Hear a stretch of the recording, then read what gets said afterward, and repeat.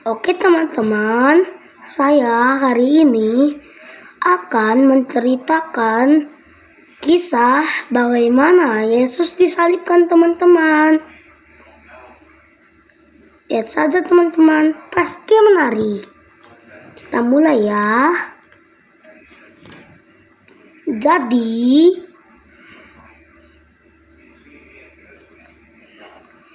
dulu Yesus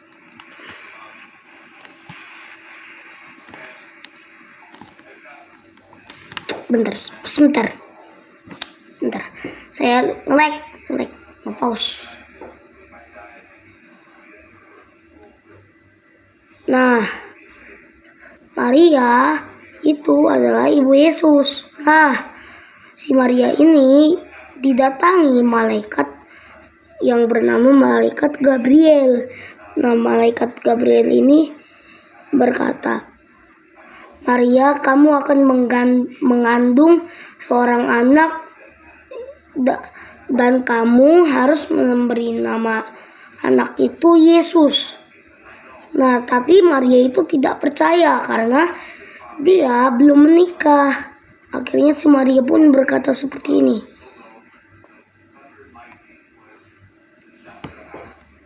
Mana mungkin aku akan punya anak, orang aku saja belum menikah. Setelah itu akhirnya malaikat Gabriel pergi. Nah, tiba-tiba, akhirnya Maria mendatangi calon suaminya yang bernama Yusuf. Ia adalah tukang kayu di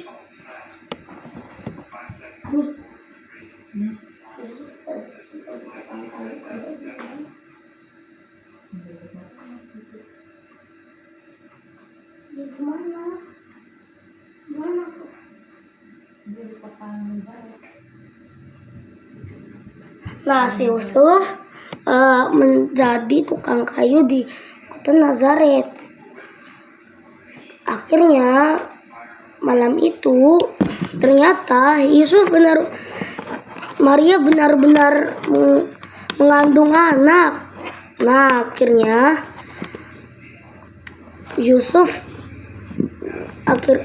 akhirnya mereka menikah dan saat itu mereka sudah ingin sekali untuk ke tempat pendaftaran. Tapi sayang sekali mereka tidak ada tempat. Jadi mereka melahirkan di kandang domba dan Yesus diletakkan di kain lampin. Nah, saat sudah besar, dia mengajar. Dia punya 12 murid, yaitu Simon, Petrus, Andreas, Yakobus, Yohanes, Filipus, Thomas, Yakobus anak Alfeus, Matius, Simon orang Zelot, Tadeus, Bartolomeus, Yudas Iskariot. 12 murid Yesus. Nah, ternyata dia dianggap mengajarkan ajaran yang salah. Akhirnya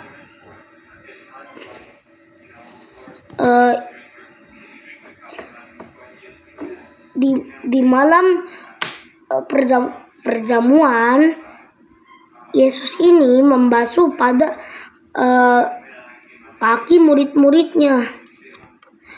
Tapi dia akan membasuh semua bagian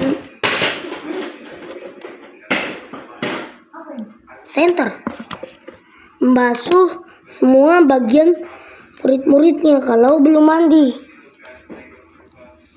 Nah, Tapi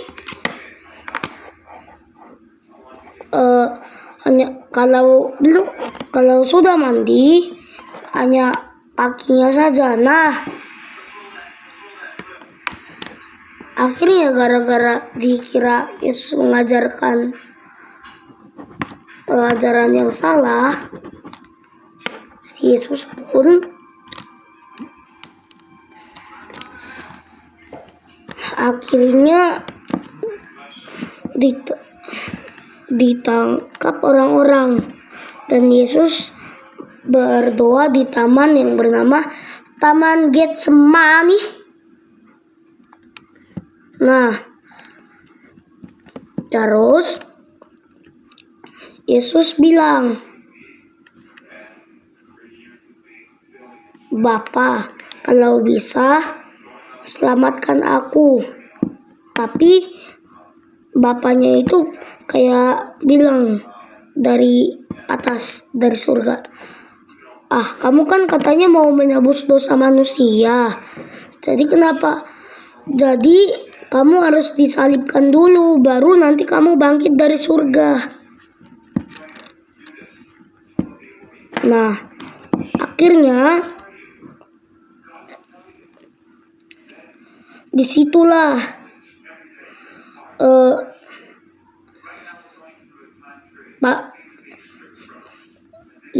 Yudas itu sebenarnya menjual Yesus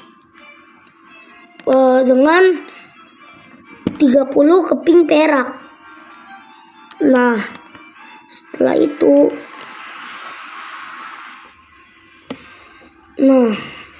akhirnya Yesus ditangkap di Taman Getsemani karena si Yudas sudah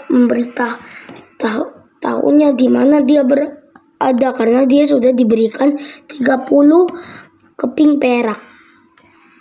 Nah, setelah itu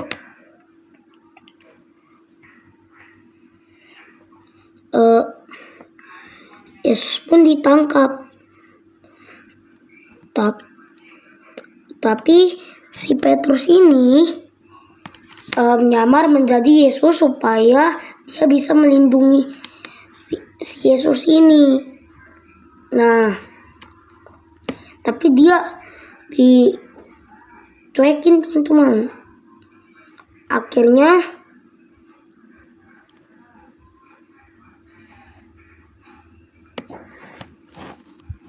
si Yesus mau ditangkap. Tapi saat Yesus mau ditangkap, akhirnya si Petrus berantem sama prajurit-prajuritnya. Nah, salah satu prajurit itu kehilangan kupingnya. Nah, kepotong karena dia rebut pedangnya dari prajurit yang lain. Seterusnya, akhirnya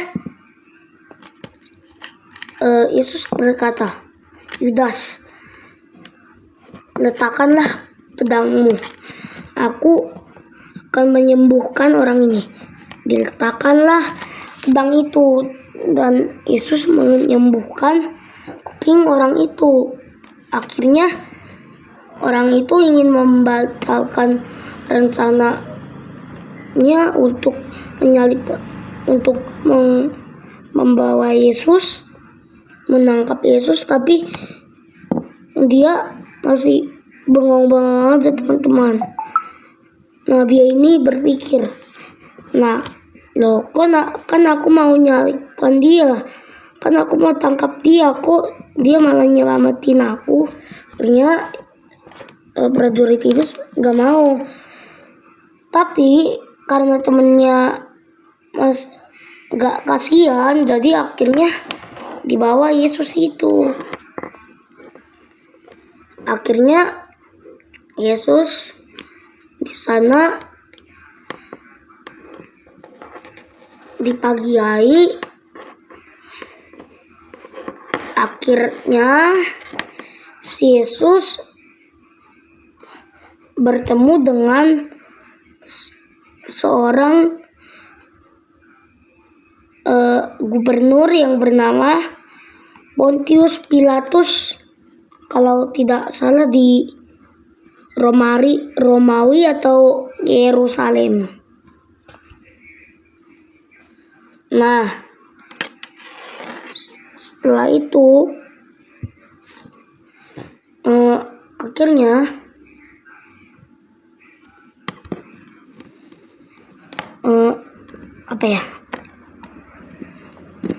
maaf kalau mulut ya teman-teman, karena saya agak lupa.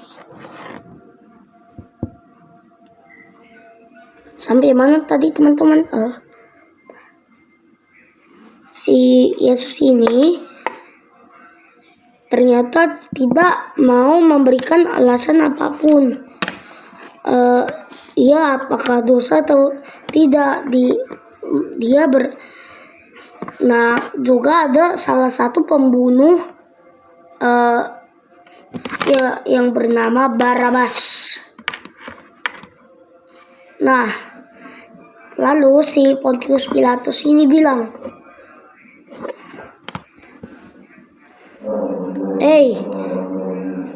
jadi harus siapa yang aku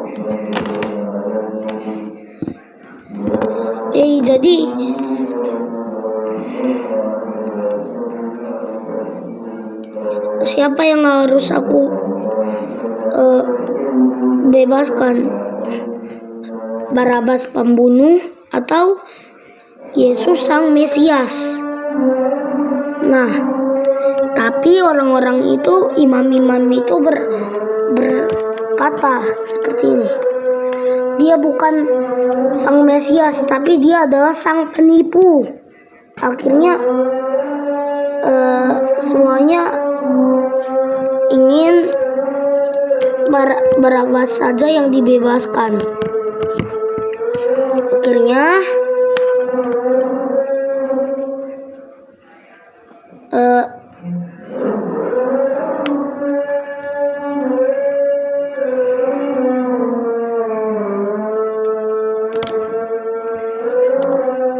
si Yesus itu diberikan hukuman.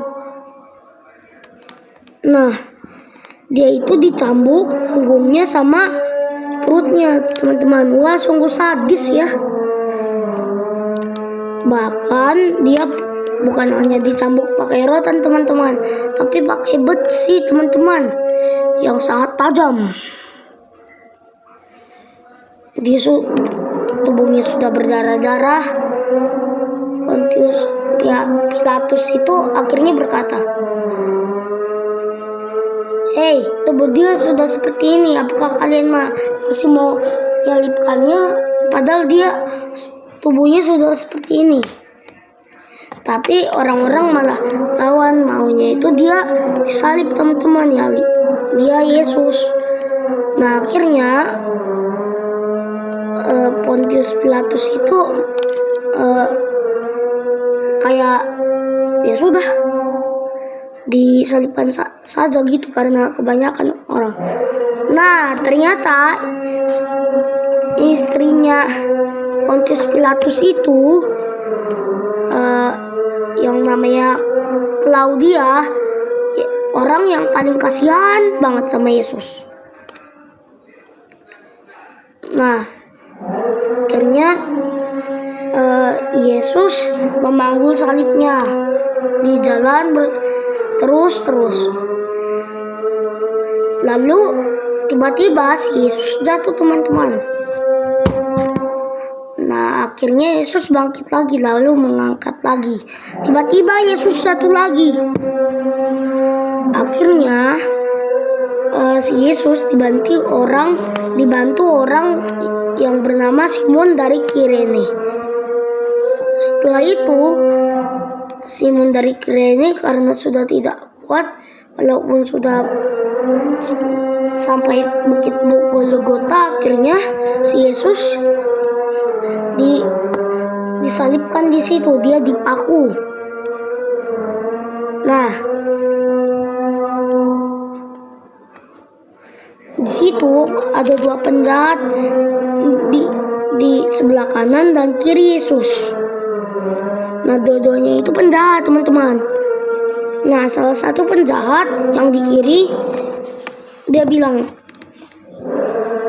"Hai anak Allah, jika kau benar-benar Allah Israel, Allah orang Yahudi, selamatkanlah dirimu dan kami." Terus dia tertawa. Terus itu penjahat yang di sebelah kanan juga, kita pantas dilakukan ini, tetapi dia tidak pantas. Maksudnya Yesus ya, teman-teman. Nah, akhirnya si penjahat yang di sebelah kanan bilang lagi,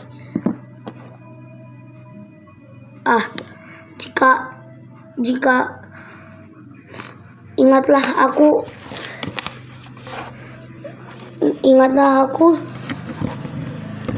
Terus Yesus habis itu dibilang, aku dan kamu akan bersamamu di surga. Nah, tapi penjahat yang di sebelah kiri tertawa lagi. Tapi karena dia mengejek Yesus, akhirnya dia dipatok matanya oleh burung. Akhirnya sebenarnya itu burung pemakan bangkai. Nah, Yesus haus nih. Ternyata Yesus malah dikasih mangga asem yang busuk. Akhirnya Yesus ingin menyerahkan nyawanya. Dia berbicara, "Bapa, aku serahkan aku ke dalam tanganmu." Akhirnya si Yesus setelah itu mati. Dan tiba-tiba saat sudah Yesus mati, tiba-tiba ada petir, gempa bumi. Karena Yesus sebelumnya bilang kalau dia akan menghancurkan bait Allah itu, dan dia akan membangunnya dalam 3 hari. Dia menghancurkannya itu dengan gempa bumi, dan dia membangun lagi dengan kuasa Bapaknya. Akhirnya dia bangkit. Si iblis pun kesal, kenapa dia mau menebus dosa manusia yang berdosa.